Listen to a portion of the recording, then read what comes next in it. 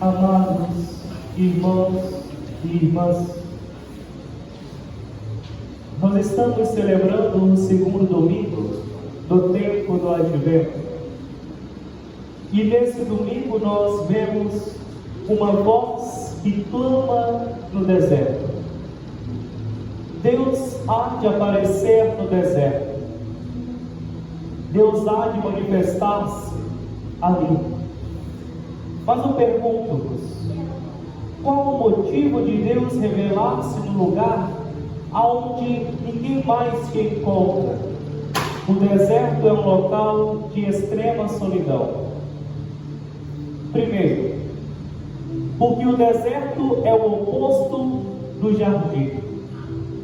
No jardim do Éden, aonde Deus entregou tudo nas mãos dos homens, com a exceção de que não comessem o fruto do pecado, o fruto do conhecimento do bem e do mal.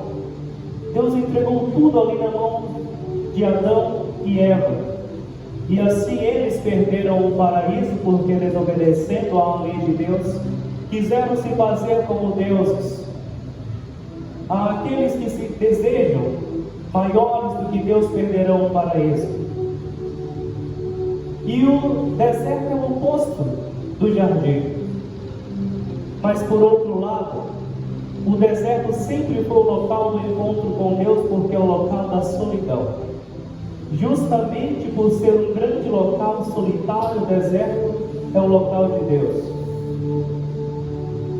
Nos momentos em que você mais sentir-se só, serão os momentos onde você mais irá experimentar a presença de Deus. Há aqueles que não conseguem lidar com a solidão, acostumados com o cotidiano corrido, acostumados com lugares barulhentos, quando escutam a própria voz se angustiam, têm medo, se entristecem. Há pessoas que não sabem ficar sozinhas porque não se suportam, não conseguem lidar consigo mesmas. E então, à noite, a solidão torna-se uma grande tortura para essas pessoas. Porque quando o mundo silencia, a nossa mente fala. Quem não quer ouvir a voz do mundo, quem não quiser ouvir a própria voz, sempre fica destinado àquilo que as pessoas dizem. Quem tem medo de si, vai sempre acolher o que o outro diz, e será deixado levar por aquilo que as pessoas falam. Dói ficar sozinho, mas é na solidão que o crescimento está. É na solidão que Deus se encontra. É na solidão que nós crescemos. É no deserto que nós sofremos, mas encontramos Deus. É no deserto que Deus se manifesta. E assim manifestou a sua primeira missão quando ele foi batizado no Rio Jordão por São João Batista. E o céu rasgou-se, e ali do céu veio uma voz que disse: Tu és meu filho muito amado, no qual eu pus o meu agrado.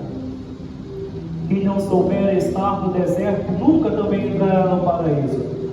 Hoje, antes do paraíso, há sempre um deserto. Que para chegar à terra prometida, assim como o povo de Israel, teremos que atravessar um deserto totalmente particular nosso. Não tenham medo da solidão. Há uma solidão muito bem acompanhada quando vocês estão consigo mesmos. É uma solidão acompanhada quando você está consigo e quando você está com Deus. Quando você estiver só, cresça. Olhe para o lado e encontre Deus. Olhe para dentro e encontre-se. Mas não se perca nos pensamentos, não se perca num tédio. Quem não se suporta, não está pronto ainda para as relações interpessoais. Por outro lado, ainda no Evangelho de hoje, o evangelista Mateus, ele nos fala de um batismo de fogo, um batismo que esse rei que virá, esse Messias que virá, irá dar-nos um batismo com o fogo, um batismo com o Espírito Santo, um batismo no qual ele mesmo não será capaz de oferecer o batista, mas ele dá os passos para esse batismo, ele dá os passos para receber esse fogo do Espírito Santo. E o primeiro passo é a escuta da palavra de Deus. João anunciava. O primeiro passo da fé cristã é sempre a escuta de Deus. Se eu disse que nós devemos estar no deserto, porque o deserto é o lugar que Deus fala, eis o primeiro passo, escutar a voz de Deus que fala com o mundo. Ele para de gritar aos nossos ouvidos. Escutar a voz de Deus é o primeiro mandamento de Deus. O mandamento do amor não é o primeiro, o mandamento da escuta sim. Porque antes de Deus dizer, amarás o Senhor teu Deus, Ele diz, escuta Israel. E posteriormente acrescenta, amarás o Senhor teu Deus com todo o teu coração, com toda a tua alma e com todo o teu entendimento. Mas antes Ele fala, escuta. A fé entra pelos ouvidos, escreve em São Paulo. O amor também começa pela escuta. Quem não escuta Deus não o conhece, porque Deus se revela. Não somos nós que conhecemos Deus simplesmente por nossas forças, mas é porque Deus se revela a nós. A nós cabe simplesmente uma abertura para que Deus possa falar e nós acolhê-lo. Quem não se abre para a escuta não acolhe Deus. O primeiro passo é sempre a escuta de Deus, para poder conhecê-lo e para poder amá-lo. Quem não escutar não irá conhecer, e quem não conhecer não irá amar. O amor provém da escuta. Quem ama, escuta. É só você observar a pessoa que você mais escuta. Ou é a pessoa que você mais ama, ou é a pessoa que você está deixando-se ser influenciado por ela. Mas as pessoas que você mais escuta têm um certo poder sobre a sua vida. As pessoas que você mais dá ouvidos influenciam quem você é. É necessário escutar primeiramente a voz de Deus para poder amá-lo. Depois ele fala de uma conversão. Quando Deus me fala, eu me conheço. Quando eu me conheço, eu descubro que eu ainda estou longe daquilo que Deus quer para mim. O que é conversão? Conversão eu posso descrevê-la em dois momentos, em dois sentidos que chegam ao mesmo destino. Conversão é voltar a si. Eu digo voltar a si porque Deus tem um plano para nós.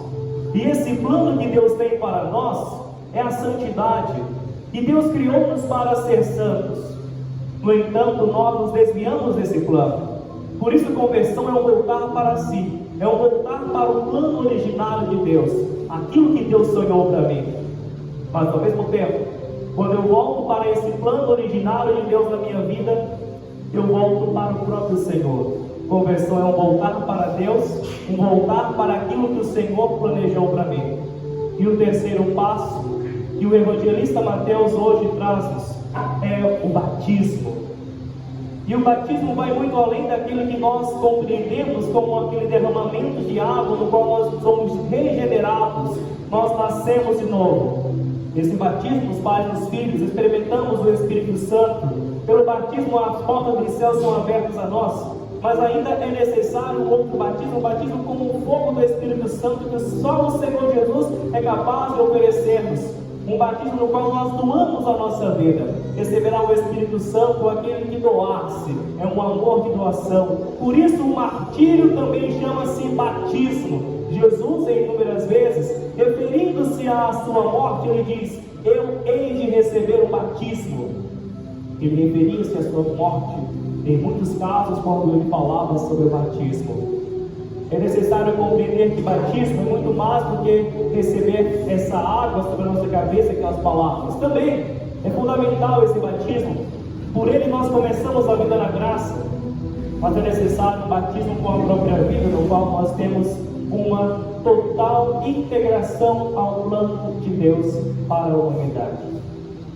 O tempo do advento é o tempo das esperas.